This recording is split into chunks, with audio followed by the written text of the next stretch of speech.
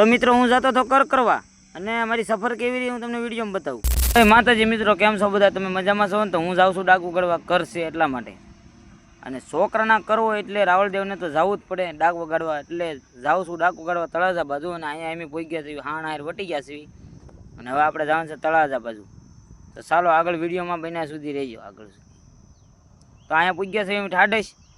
આ છે ઠાડેશની દુકાનો ને આઈનકોર બધે પબ્લિક ઘણું હોય ને આઈનકોર એક ખટરો આવે છે એટલે હું પાછળ બેઠો બેઠો ભાઈ વ્લોગ ઉતારું છું. નિરાતે તો બેહાય નહીં મારે, એટલે વ્લોગ તો ઉતારવો જ પડે.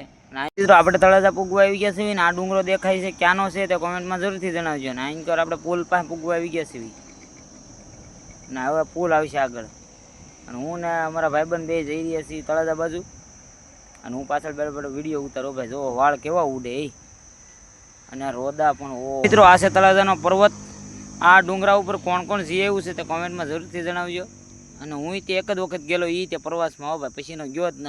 આ અમારા ગામથી 22 કિલોમીટર આગું છે તળાજા, તોય હું કોઈ દે ડુંગરા ઉપર ચડવા નથી ગયો. અને હવે આપણે જવાનું છે મહુવા ચોકડી. આ ભાઈ આપણને અહીંયા ઉતાર દે ને અમારા અહીંયા આપણે મહુવા ચોકડી આવી ગયા છે ને અહીંયા મારા મામાની વાટે બેઠા છે. મારા મામા આવે છે એની વાટે રહેવું પડશે ને આપણે જવાનું છે હાકડા હાર. ત્યાં આપણે કર છે એટલા માટે ડાકુ કરવા. તો આપણે તો અહીંયા પ્રોગ્રામ પૂરો કરીને હવે ઘર બાજુ જાઉં છું. હું ને મારા મામા બે જઈ રહ્યા છીએ. મારા મામા ગાડી આકે છે, હું પાછળ બેઠો બેઠો મીઠો માવો ખાઉં છું અને દાંત આવે છે. મારા મામા કાંઈક વાતું કરે છે એવી રીતે. અહીંયા મારો મિની વ્લોગ પૂરો થાય છે. મિની વ્લોગ કેવો લાગ્યો તે કોમેન્ટમાં જરૂરથી જણાવજો. જય માતાજી, જય મેળીમાં.